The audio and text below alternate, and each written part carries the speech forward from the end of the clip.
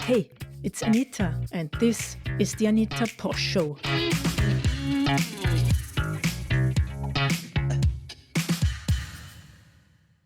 Hello, everybody, and welcome to the Anita Posh Show, where it is my pleasure to keep you up to date with topics around Bitcoin on a global stage and also the local impact it has on people like you and me. Today's guest is Edan Yago. He's a neuroscientist and an entrepreneur who found Bitcoin about 9 years ago and turned his career around to work in the Bitcoin space.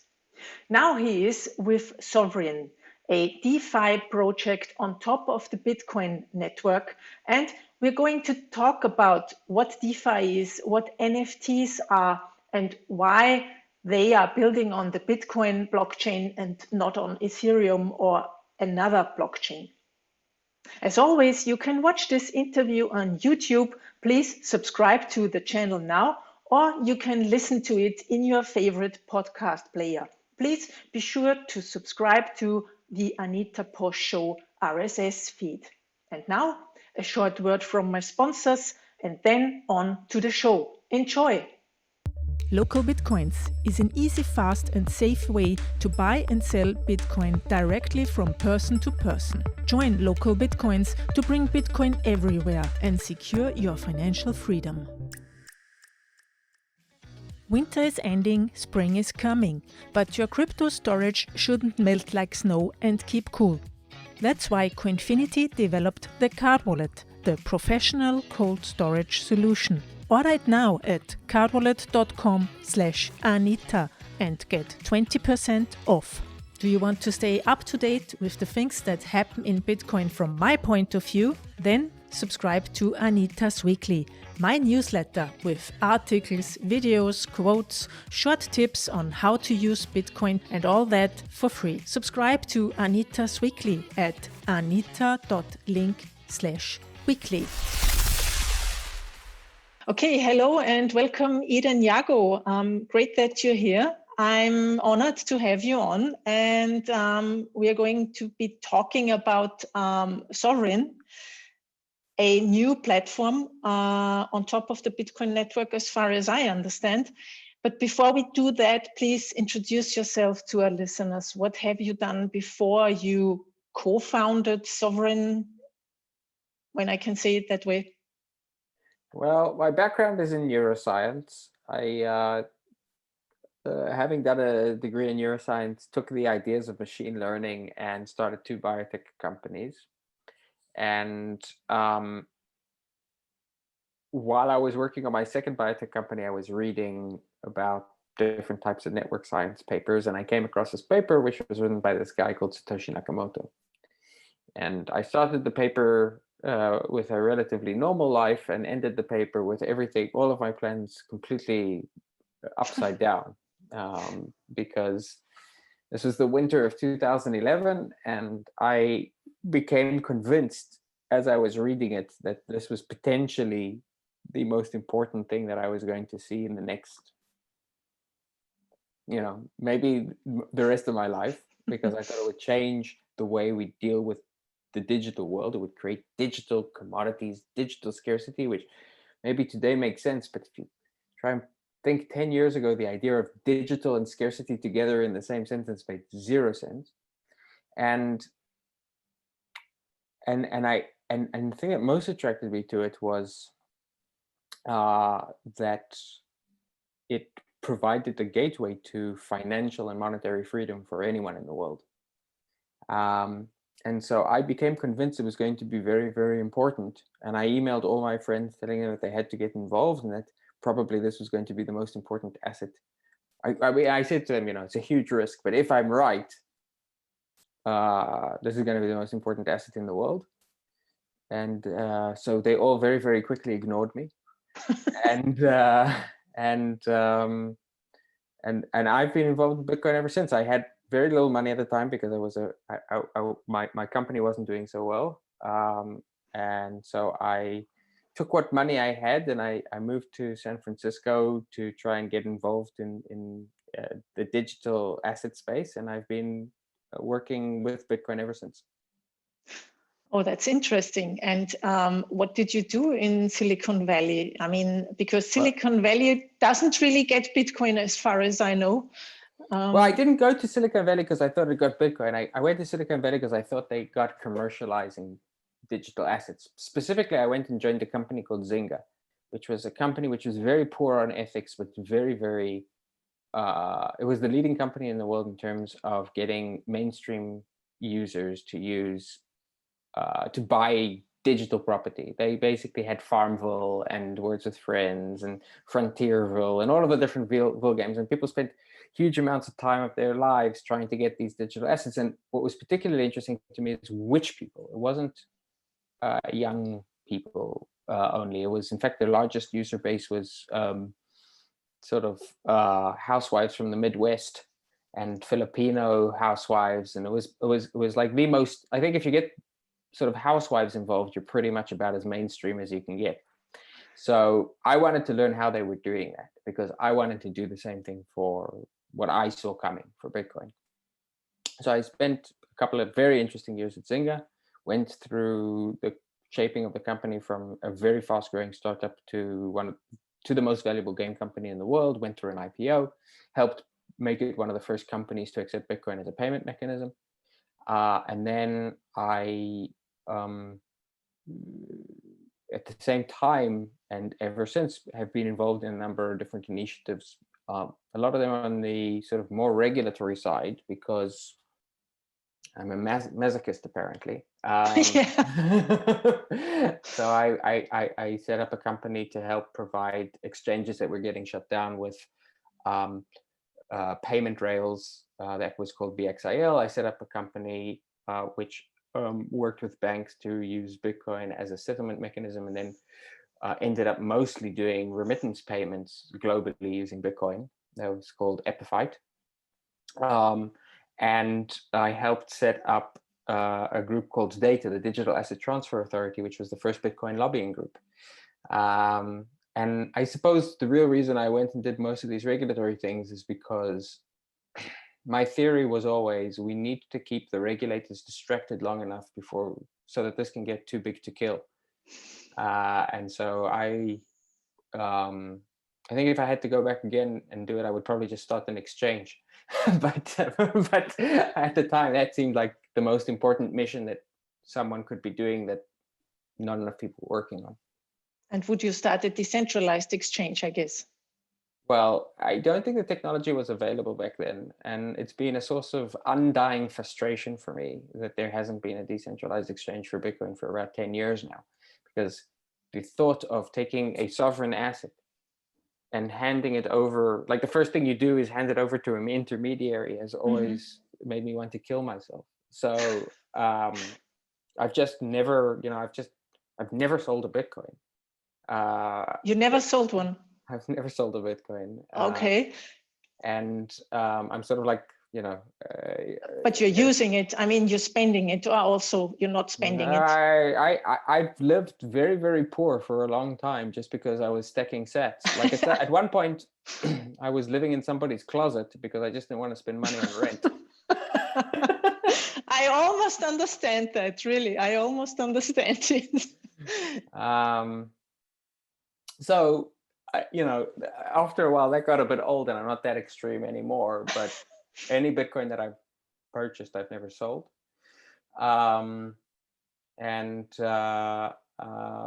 one of the reasons was I sort of refuse to try to use a centralized service. It's the fastest way to give up your sovereignty over your assets and your privacy. And basically the goal of Bitcoin is to be self-sovereign and to hold your own keys to your Bitcoin. Yeah, exactly. And for me, that's an extremely personal mission. My family have been on the wrong side of authoritarian regimes many times.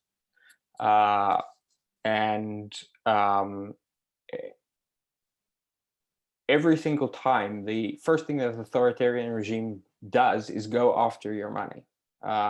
They confiscate your bank accounts, they introduce capital controls, they tell you you can't have precious metals anymore, And then once they've stripped you of your assets and therefore your power, because really the only form of power in the world is money, right? Weapons are nice, but you pay for them with money. Once they strip you of your power, then they do whatever they want with you. And so for me, it's an extremely personal mission to make sure that I, my family, and everyone else in the world have financial sovereignty. From which countries are you speaking of? Well, my family is Jewish, and they were mostly slaughtered in the Holocaust. Then I grew up in South Africa, in apartheid South Africa, and my family was associated with the ANC. And so they were the apartheid government declared them to be terrorists, and they had to. Part of them had to flee in the middle of the night. I had to smuggle gold out of the country when I was a very young boy in order to get money to my family.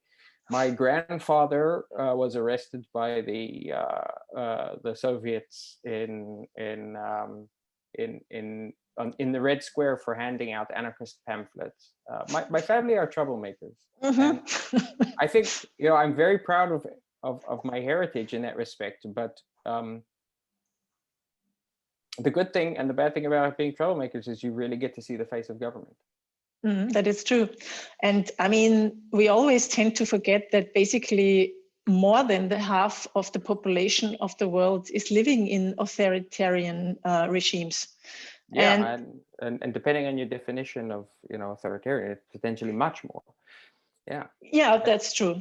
Yeah. And I've been to Zimbabwe last year to basically look how people really have to live there under the pressure of this kleptocracy regime. And if Bitcoin can help them, and of course it can, but they are not ready. So like the technology, the internet connection, and all other kinds of things, most people are not ready to use Bitcoin, but I think like 99% of them are using mobile money for transactions. So it will only be a small jump for them from mobile money to using Bitcoin. Right. I don't know if they'll necessarily use.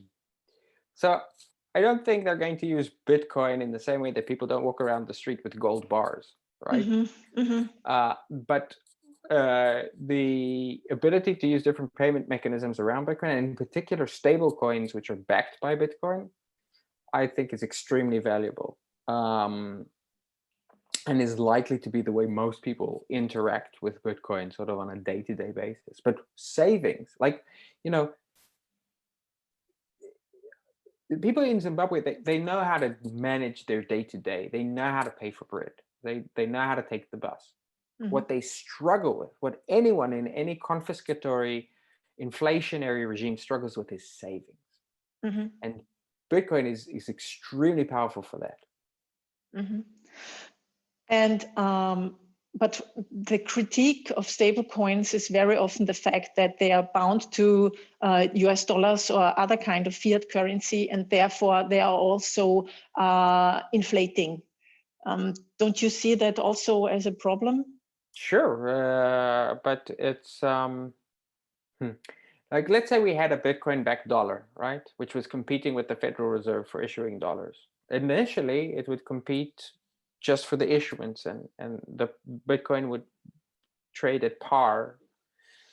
So the Bitcoin-backed dollar would trade at par with the Federal Reserve dollar. But once you've got a sovereign mint, there's nothing to, like, in your first year you have 14% inflation. The sovereign mint in the algorithm, the decentralized governance, can say, all right, we're just going to freeze our dollar at 2022 prices. And now everyone can choose which dollar do you want to use. Okay. You mentioned working with regulators before, that you like to work with them, but it seems you like to work with them to distract them. Well, I don't like working with them. The way I kept on thinking about it was, taking one for the team. It's like, I think it was, on a personal level, it was a mistake. It was years of suffering, doing sort of kind of pretending to be someone that I wasn't, wearing suits, and also I wasn't also doing the most lucrative things I could potentially be doing. But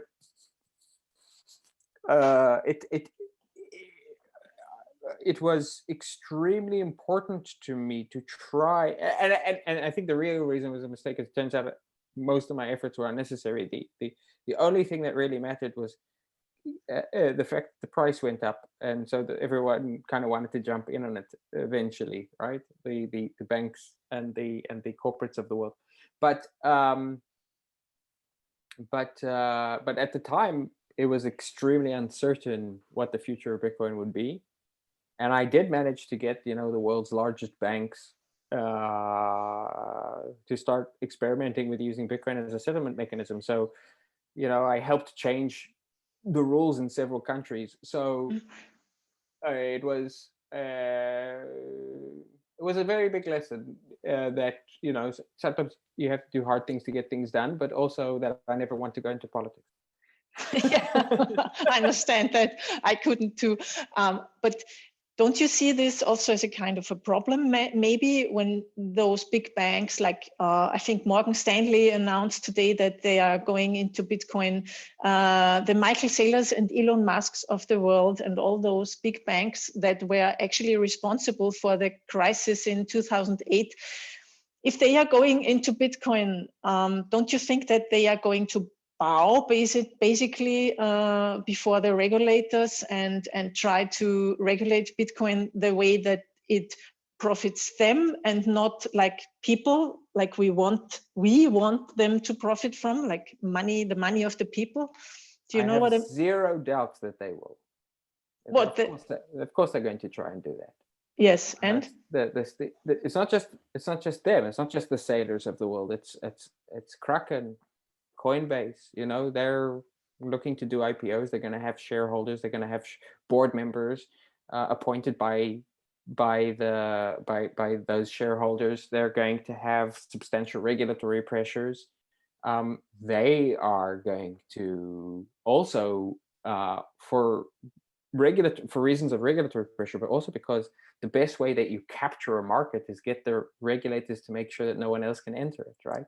Yeah. So I actually think that, Bitcoiners up until now have had a really easy time of it.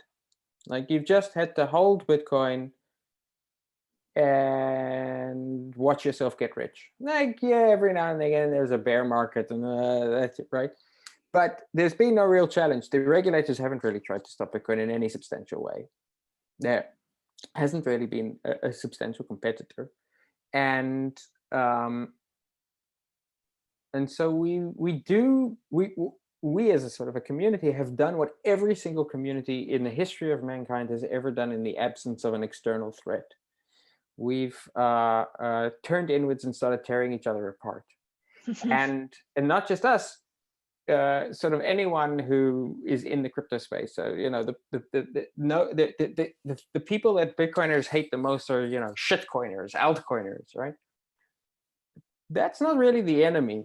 Those shitcoins and altcoins, at the end of the day, they're basically a gateway into the crypto space, and in particular into the Bitcoin space. The real enemies, I think, are going to be decentralized intermediaries to whom we give up our power. It's going to be the large exchanges, the lending platforms, the custodian platforms, because what they're going to want, what their regulators are going to try and help them get, is to persuade you that for convenience or for security, you should give up your Bitcoin, so that so that the only interesting property of Bitcoin, which is the sovereignty or self-control, is something you give up. And then if you're distracted by the price gains, you won't even notice. Mm-hmm. And what do we do to fight that? Well, I think what's important to do is so there's a very important meme which we try to educate people about, which is not your keys, not your coins. But that meme is only a slogan if there's nothing you can do with Bitcoin except for keep it in a cold wallet if you want to keep your sovereignty, which is why a lot of Bitcoiners, and myself included, are currently working and have recently launched a platform called Sovryn, which is, it's basically an additional, it's an extension of Bitcoin's functionality, so that you can do trading, lending, options, futures, all of these different things that you might want to do, Bitcoin-backed stablecoins, right? Without having a central intermediary. It's a decentralized financial platform for Bitcoin. And so if Bitcoin is the decentralized self-sovereign monetary layer, what we're doing with Sovryn is we're expanding that so that now Bitcoin also has a decentralized self-sovereign financial layer. Mm-hmm. So many people will ask, but why do you build this on top of Bitcoin? And why do you not use Ethereum or another blockchain for that? Because they already are doing it. Well, we are using a different blockchain. The blockchain that we're working on is called Rootstock, and it's an extension of Bitcoin. So it's not the Bitcoin blockchain. It's a side chain. In other words, it's a separate chain which is also guarded, protected, secured by the Bitcoin miners. It also uses Bitcoin as its sort of native asset.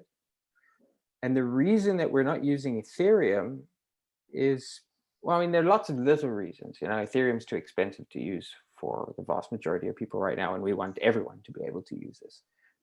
Ethereum has had less of a ideology or sort of culture of security than Bitcoin.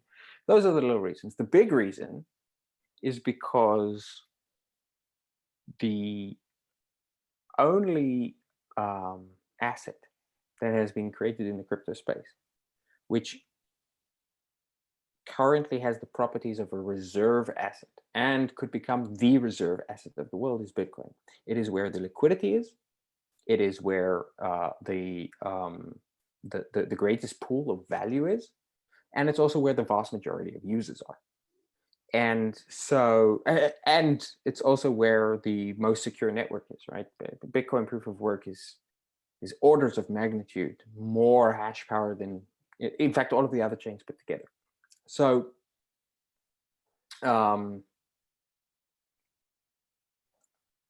the reason is because the Bitcoin is the center of this entire space.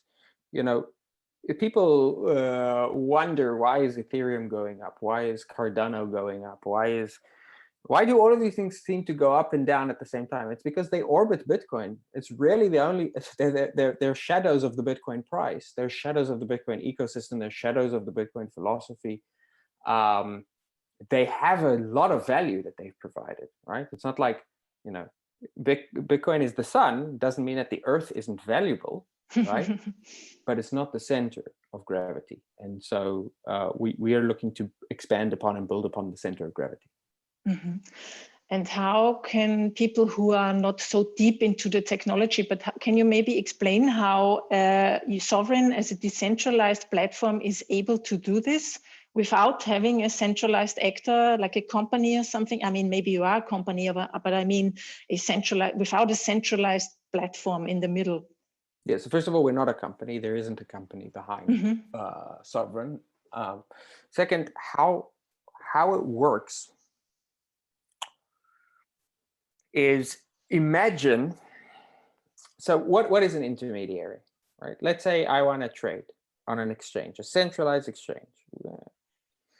It's sort of, there's this old joke about Eisenhower, and he's touring the troops, and he's there with his wife, and his wife sees the troops with these phones with antennas, you know, like the World War II phones, and they don't have a cable attached to them, but she sees them talking to each other. She goes up to Eisenhower and she says, "This is amazing. Those phones, they don't have wires. I don't have any idea how they work." And Eisenhower says to her, and the ones with the wires, you know how they work. So so it's a little bit like, all right, like, I don't know how the decentralized exchange is, but how do a lot of people, I think, also don't actually think about how the centralized exchange works. So what is actually happening with centralized exchange? You're going to a service provider, you're giving them your Bitcoin, and someone else is giving them dollars, and then you say, I want to sell my Bitcoin, and then the other person says, I want to trade my dollars, and then there's supposed to be a set of rules that the exchange uses. Like the first, for example, a rule: the first person to say they want to sell their Bitcoin is going to be matched with the first person who says they want to sell their dollars, right? And when that happens, I'm going to give this guy the Bitcoin, and I'm going to give the other guy their dollars, right? But that's a rule. Now the exchange may operate according to the rules and not according to the rules, but it's basically a rule. The way a decentralized exchange works is exactly the same thing, except there's no man in the middle. There's just a set of rules. And those set of rules are basically a software program. And what you do is you go to the software program, you say, I want to sell my Bitcoin. And you give the right to sell the Bitcoin to the software program. And if you change your mind, you take it back. Now, only you can do that, right? So you remain in control of your Bitcoin. And someone else comes with a stablecoin. They say, I want to sell my stablecoin, right? And then the program sees, all right, someone wants to sell, someone wants to buy, it matches them and transfers the fund. So it's exactly the same thing, but automated, and not automated by a computer, which sits on a server at an exchange, but automated by a program which runs on all of the different nodes of the blockchain and is secured by all of the different miners. So it's basically the same process as when you're sending someone a Bitcoin, except this time you're sending someone a Bitcoin and getting USD in return. Mm-hmm. And the software basically are like smart contracts on the blockchain, on the rootstock blockchain? Yeah, that's exactly what they are. So what a smart contract is, right? The reason I say a program is because that's basically what a program is. The reason they call them smart contracts is because they're self-executing contracts, right? They're a set of rules which also execute themselves. Mm-hmm. And they don't actually execute themselves. They're executed by the miners in the same way that a transaction on Bitcoin is executed by the miners. It's just that the miners have no choice in the matter. Mm-hmm. And through the decentralization, I guess it's not possible for authorities to get a hold of the system. They can't stop it. And maybe, I guess also you're not a company, so that there is no centralized company that authorities could like turn off. Is that right? That's correct. There's no one who can turn off the system. You can. So actually, the way our system is currently designed is there are parties who can sort of stop trades on the system in case something goes wrong. But the community, right, the stakeholders of the system can always restart it, and no one can take your funds. Mm-hmm. So it's designed to be uncensorable. It's designed to be incorruptible, mm-hmm. and transparent. Yeah. And how are the actors, the community, how are you all organized? I mean, how does this work? How do you work together? That's a very, very good question, right? But we take advantage of the greatest coordination technology ever invented, which is blockchain, right? So what is blockchain? Why does it even exist? It only exists for one purpose. It's for the purpose of coordinating between parties without the need for those parties to know each other or trust each other. The way our system does it is it uses the base layer of the Bitcoin proof of work. And then on top of that, because we are an application layer, we need to be able to make application type decisions. There's a coordination tool, all right, a token called SOV, which is the coordination token of the system. And users can say, I would like to have influence over the system, so I'm going to lock up my tokens. The longer they lock up their tokens for, the more voting weights they have, right? So it aligns the incentives of the people who are participating in making these decisions for the long term. The more you're thinking long term, the more influence you have. And then various decisions around what the system can do basically require these participants to use that weight that they've collected, that voting weight they've collected. They can vote on it and make decisions on how the system is going to work. And so far, there have been 12 such votes. So it's a very democratic system. No, no, it's not a democracy, because a democracy is powered by the people, mm-hmm. but with the assumption, one man, one vote. Mm-hmm. In our system, we don't have men or women. We don't know who is who. right? So it's totally pseudonymous. It's not one man, one vote, but it's also not one token, one vote. Instead, it's the more you have locked up economic interest in the system for the long term, the more vote, the more influence you have. So it's kind of so we call it the bitocracy, right? It's a system of governance which is a little bit like an aristocracy, right? It's not designed for everyone to be equal. It's designed for those who are most interested, most engaged, most involved to have the most influence. Most involved. So you don't have to have the most money. You have to be most engaged in a way. No, having more money helps because you're putting more at risk, right? Okay. But it's two factors. It's how much sort of money you've put in and how long you have put it in for, right? How much liquidity are you giving up? And so those two factors combined. And how far are you in starting the platform? I mean, platform's running now. People can go and check it out. Right now, you have to get whitelisted to use it, but you can use the testnet freely. And the whitelist we're hoping to remove over the next few weeks. And so you can go and register to get like early access or just wait to get mainnet access. And I assume it's without KYC. So I can do this pseudonymous, or how does it work? Correct. There's no one who can KYC you. So for KYC, you need to have someone who can tell you can join or not join. There's no one like that in the system. Okay, and can I buy Bitcoin on your platform? You can. So right now you would need to get like stablecoins or some other token.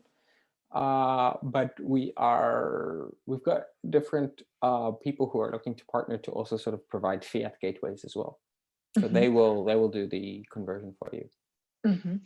And can you please explain to me and our listeners how Bitcoin lending works?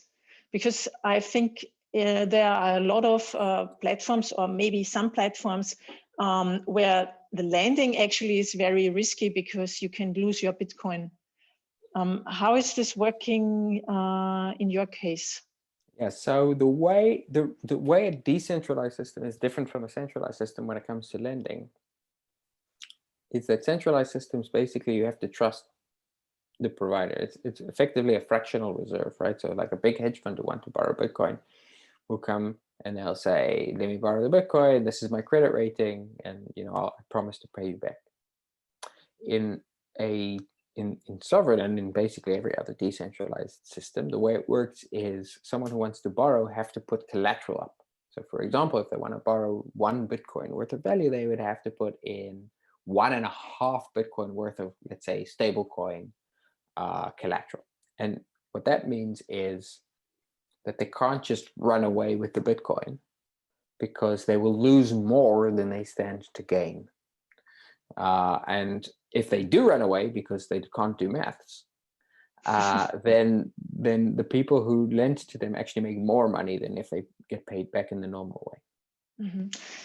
Maybe a silly question, but if I can put in 1.5 Bitcoin as a collateral and then lend 1 Bitcoin, I still have to pay back the 1 Bitcoin. Where does it come from?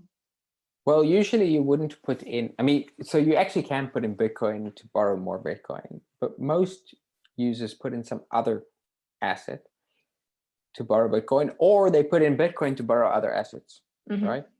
So for example, we were talking about the fact that I used to live in a closet. Now I live in an apartment. One way to pay for an apartment is to take your Bitcoin and you borrow dollars with the Bitcoin as collateral. Now I joke that I live in my apartment for free. Why? Because I put Bitcoin down, I borrow money, and I borrow it, let's call it 5% a year, right? Bitcoin appreciates 400, 500 to 1,000% a year. So it pays for itself, right? So in the end of the day, so that's why I don't live in a closet anymore. I understand that, but what do you do when you're in a bear market with Bitcoin? When you're in a bear market, it's actually even better, because people are willing to pay you more to borrow your Bitcoin in a bear market than in a bull market, because the one of the main use cases for borrowing Bitcoin is to go short Bitcoin. So some people, if they think the price is going to go down, they want to borrow Bitcoin because they think they can borrow it today at one price, sell it for $10,000, and tomorrow buy it back for $8,000 and pay back their loan. So you actually get more money in a bear market than you do in a bull market. Yeah, but it's also very risky, isn't it? No, I don't think so. I mean, shorting. Oh yeah. If someone wants a short Bitcoin, that's their problem. Yeah, I never understood that. So okay. Okay, and you also have a term. It says liquidity on your website. What do you mean by that? Well, add liquidity. Yeah. So you can, when people trade, right? Remember we spoke about the software program, which takes dollars from one person and gives it to Bitcoin to someone else. Well, you don't want to have a situation where I come to the platform and I say, I want to sell my Bitcoin, and now you wait. It's like an empty room, you wait, and now 2 hours later someone comes and says, I want to sell dollars, and you, right? Instead, what you want is you want it to be instantaneous. And so what you can do is you can act as a market maker. You can put your Bitcoin in or your dollars in, and they will be in that contract. And then when somebody comes and says, I want to buy Bitcoin, it uses the funds that you already put in and gives them the Bitcoin and takes the dollars. And it earns a fee, and you earn that fee. And this can happen sometimes, several times a second. And so every single second you can be earning fees.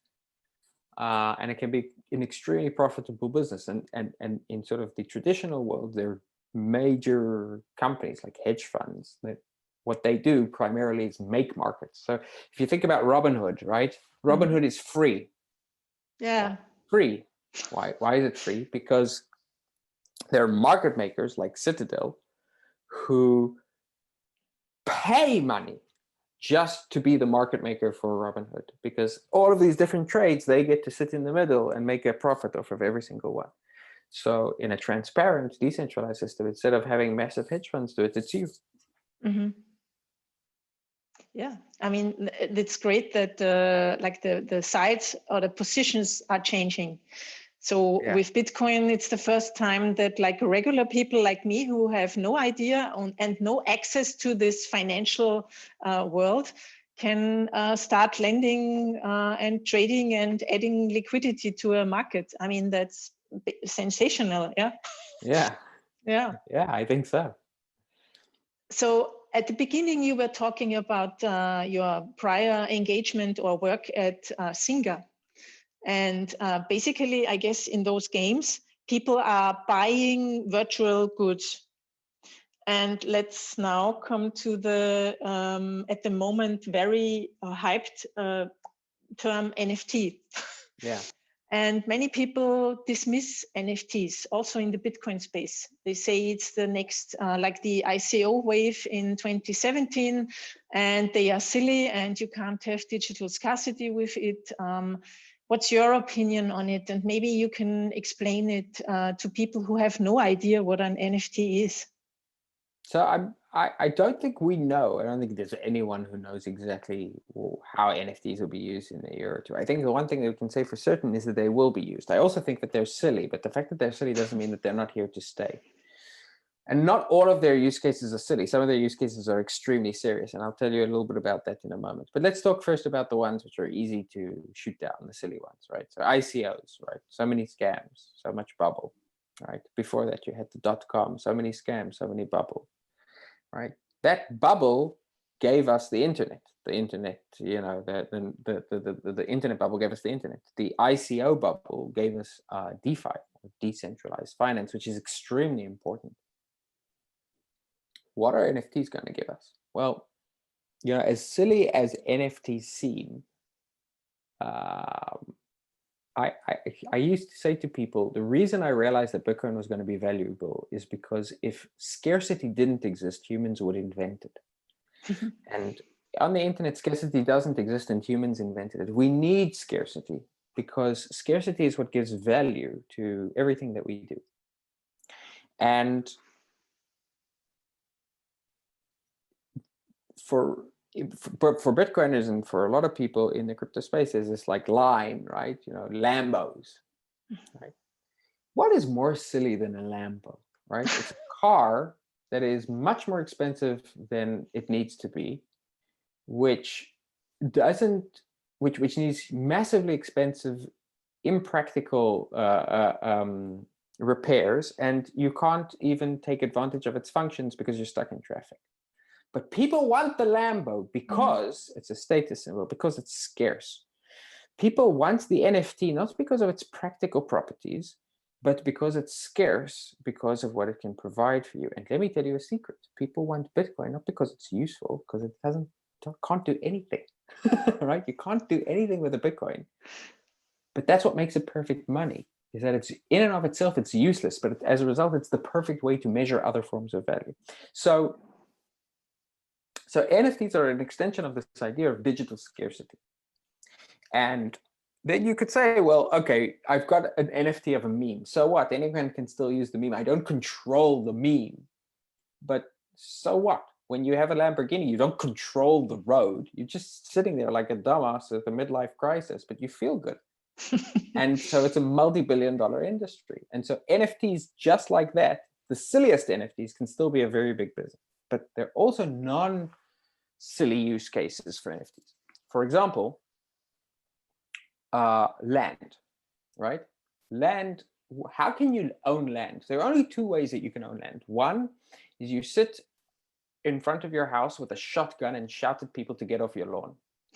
The other is that your property is registered to you in a registry. In other words, there's a piece of paper somewhere that says that land belongs to you. And that is the only reason that the land belongs to you. It's the only reason that the apartment belongs to you. But it doesn't need to be written on a piece of paper. It could be written on a blockchain, and that would be much better. And if it's written on a blockchain, then you can have a token which represents that value. And then that token can be placed into a lending pool, like on Sovryn. And suddenly you've got decentralized mortgages. Now that is an incredibly interesting and exciting proposition because you can get rid of banks entirely. So I think NFTs are everything from the most silly thing, right? The midlife crisis of our age, where people, you know, our age are buying comic character NFTs, which are extremely exciting. I love the comic characters, but you know, I mean, it's silly. We have to admit that we're being silly. Two extremely serious use cases, like getting rid of the need for government in order to have property. Yeah, wow, that's a wide range of options. Yes.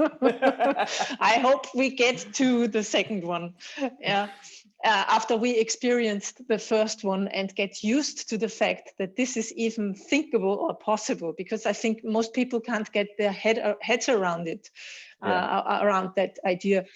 And do you also see that there will be like, let's say, contracts, copyright licensing contracts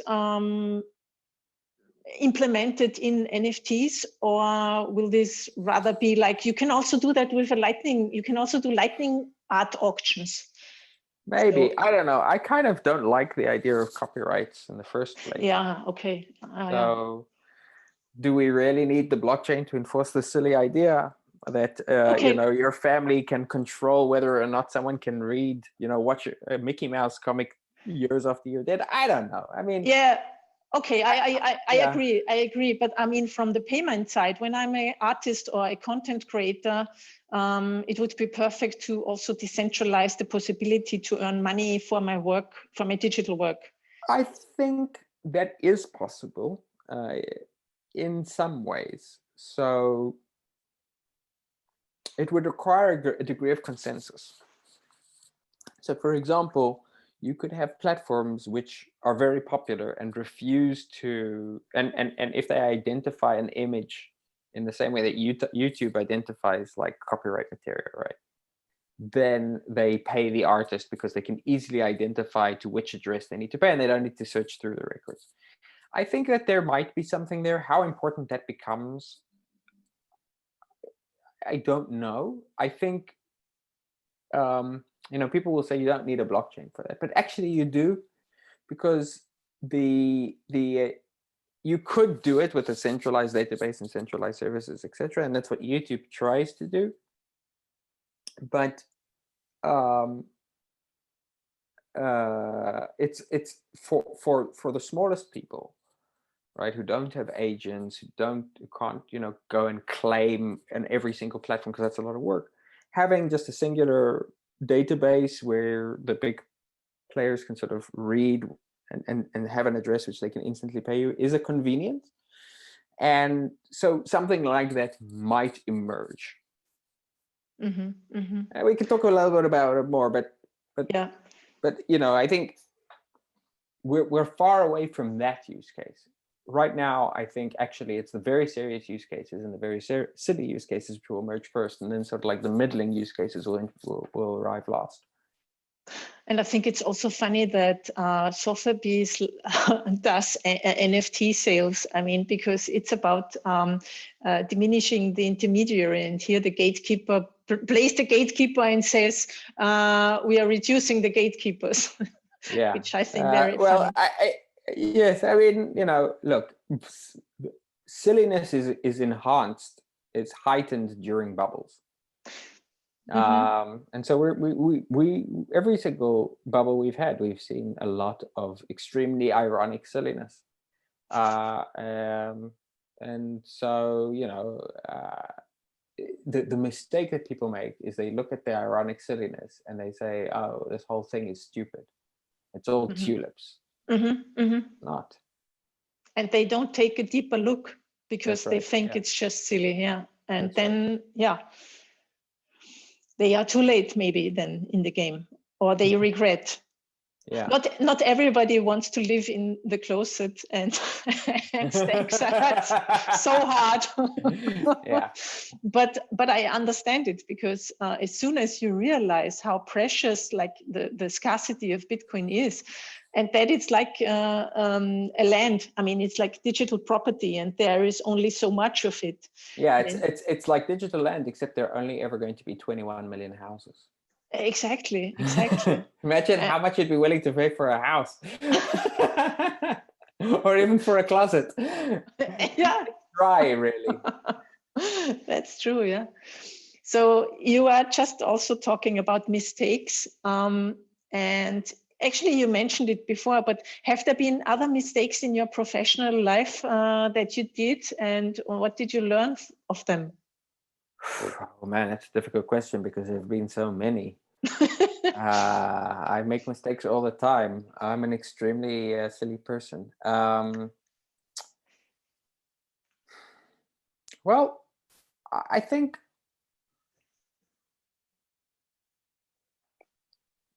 one mistake that I would say I have allowed myself to make is to be too arrogant at times. And I think, when you think you know something that nobody else knows, it's easy to become dismissive. And so, for example, one of the big mistakes I made, at least from an investing perspective, for example, was I knew Vitalik early on. I knew about Ethereum. I never invested in Ethereum. If I could go back in time, I probably still wouldn't invest in Ethereum, even though I know it's a mistake. But the reason was that I first of all I never trust myself as an investor, except unless I can see fundamental value. And I thought that Ethereum, because it was going to be flawed in my mind, would amount to nothing. So I think that Ethereum taught me a very, very good lesson, that even if something is flawed, even if it has many silly aspects, even if it has scams, even if they make the wrong decisions, it can provide an immense amount of value.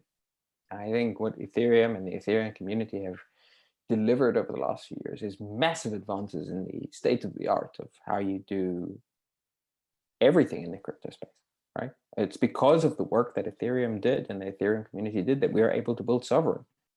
So So I think, certainly having a certain arrogance, which is not unfamiliar territory for many Bitcoiners, and having a certain closed-mindedness around what's happening in other projects is a mistake that I've been party to.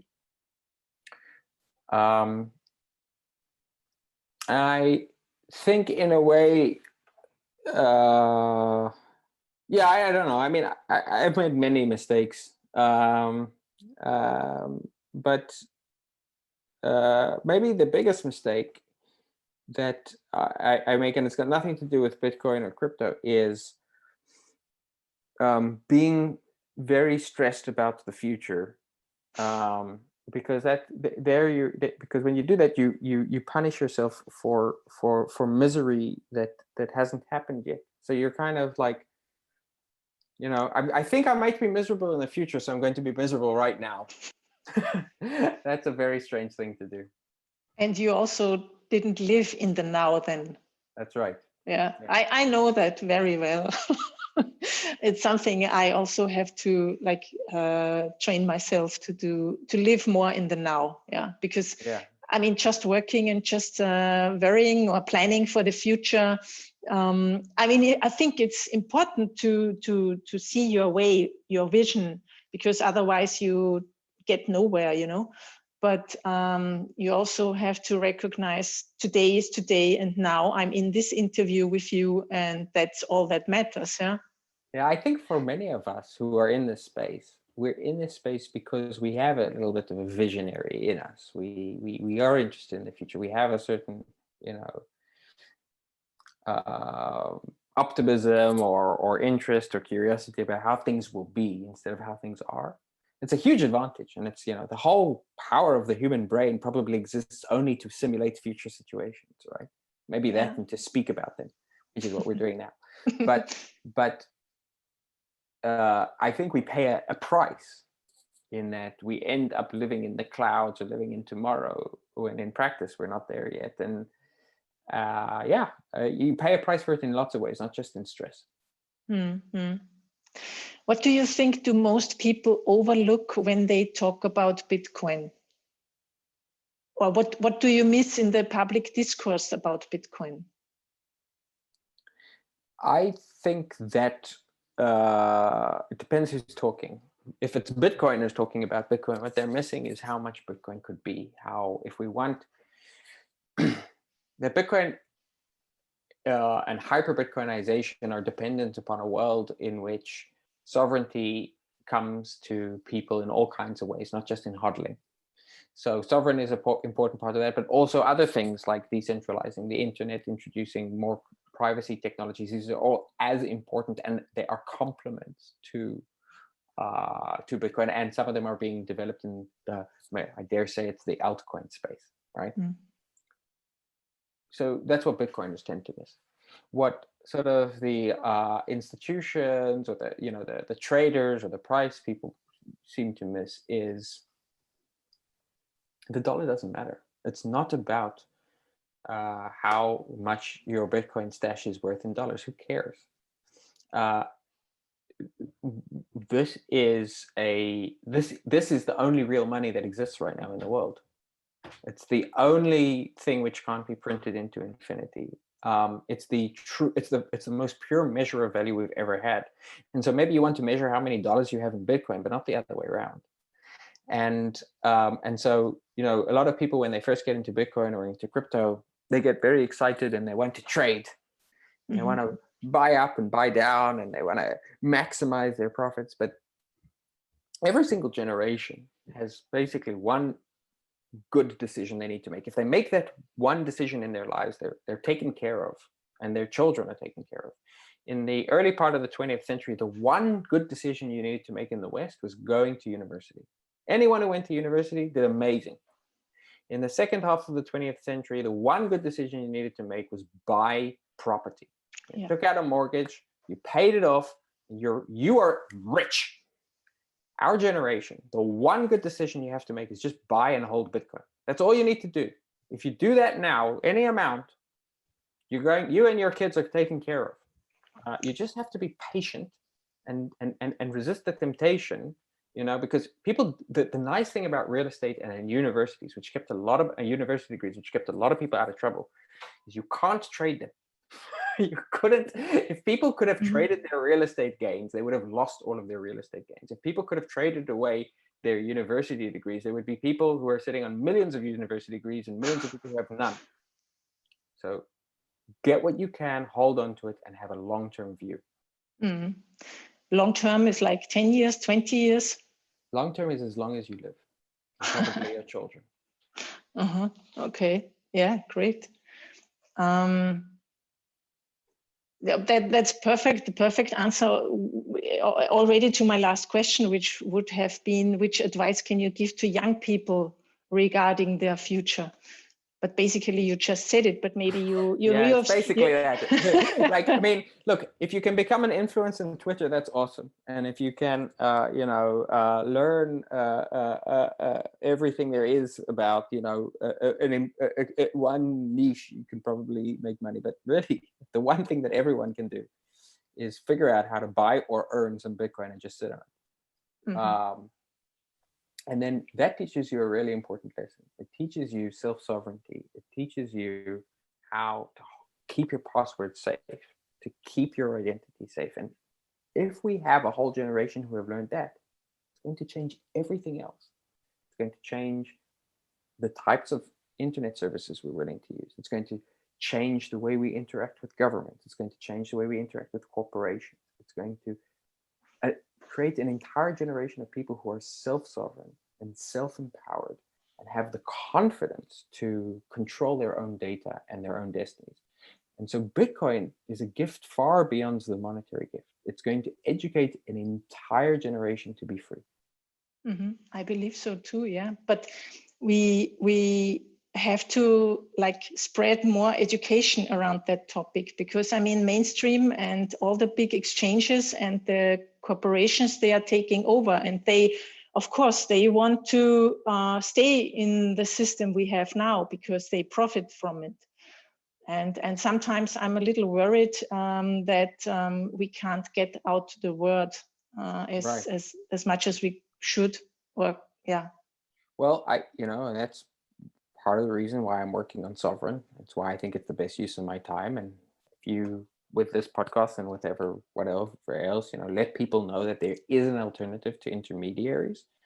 I think that's a big step we can take towards giving people the option and educating people about how they can create a world for themselves where they're not dependent on these third parties. Because the thing that the third parties do, it's always the same. They whisper to you. They tell you, I'm going to give you convenience. I'm going to give you security. I'm going to take away all of the hard bits. You know who else does that? People with vans who try to attract kids, right? I mean, it's taking advantage of vulnerable people. And what we do when we become adults is we learn to stop being taken advantage of and stop being dependent on others, right? And the thing to remember about these organizations, they're not your parents. They don't have your best interests at heart. And so if you treat them like they're your parents, you're going to get taken advantage of. Yeah, exactly. Thank you very much for this interview. Is there anything we have missed that you want to tell our listeners? No, I this was a great opportunity to speak. Thank you very much. I just encourage people to investigate self-sovereignty, and a good place to start is sovryn.app. That's sovryn.app. And where can people find you? On Twitter, maybe? Twitter is one place, and hopefully one day there'll be a decentralized alternative to that too. And on Twitter, I'm at Edan Yago, EDANYAGO. Okay, great. Thank you very much. Have a nice day or evening, and I hope maybe one day we can meet in person. And hopefully, all the best to you and to Sovryn. Thank you very much. Cheers. Bye. Thanks so much for joining the Anita Posch Show today to learn more about Bitcoin. You can find the show notes for this conversation on anita.link/show. If you want to get the best stories in Bitcoin from my point of view in your mailbox, go to anita.link/weekly and subscribe. And if you have a question or just want to send me some feedback, drop me a line at hello@anitaposh.com. See you next week when it's time for the Anita Posh Show. Music, start with yes, delicate beats. Content, idea and production, Anita Posh.